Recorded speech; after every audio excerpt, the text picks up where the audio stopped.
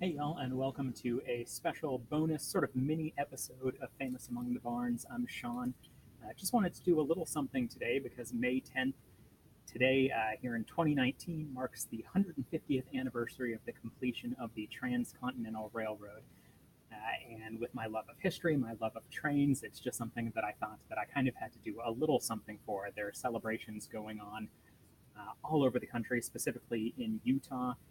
Uh, if you know the history, that's where the Transcontinental Railroad was completed at Promontory Point, where they drove in the golden spikes uh, as the last spikes to connect the railroad there.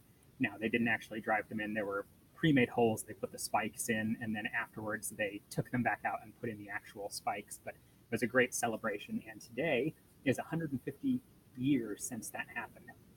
And it was just a monumental accomplishment, a monumental moment in American history. And I actually wanted to share a quick story. I have a personal family tie to the Transcontinental Railroad. I've got this picture here. Let's see, to show it. That gentleman, his name is John August Larson, and he is my fourth great grandfather on my the side of my family, the Bernard side of my family, which is my mom's side of the family. And he actually worked and helped build the Transcontinental Railroad. He was actually injured in the process, and that's something that's become a bit of a family legend, a story that's told over and over again because it's actually a little bit of a gruesome story. He was working on the railroad, and here I'm going to put this picture of him up again. And they were using dynamite to blast out some of the area that they were working on.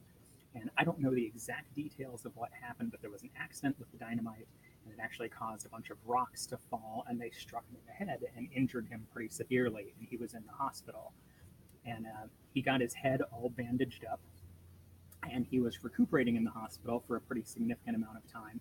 And along the way, he started complaining that he was having some pretty severe headaches, which I suppose in one way makes sense. I mean, he had received a pretty traumatic brain injury from that, but he kept complaining about the headaches. And so, as it's been told to me, now I know sometimes family stories can change a little bit in the telling, and sometimes one family member tells them a little differently than others. But this is the version of the story that I always heard growing up. A nurse or someone decided to look at the wound on his head to see what it was he was complaining about. And they unwrapped the bandages, and then they started examining his head. And I'll show him to you again here. He had been wearing some sort of hat, like a felt hat or something like that, the when the accident happened.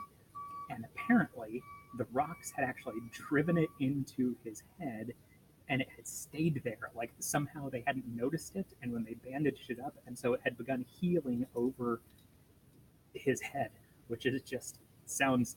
It makes me shiver just thinking about it. I especially thinking that there was probably a process involved in removing it.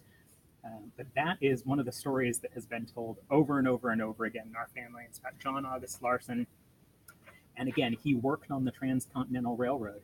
And on today, I just thought I would share this story about him to honor him and my family's involvement in this monumental accomplishment. I don't know if you can see it real well here, but he's got a little clasp around his neck that is a pistol, which has always just been one of my favorite details from this picture. It's just an odd little thing. Um, but this was, again, just a short episode just to talk about the Transcontinental Railroads, join in the celebration today, and share that little bit of family history.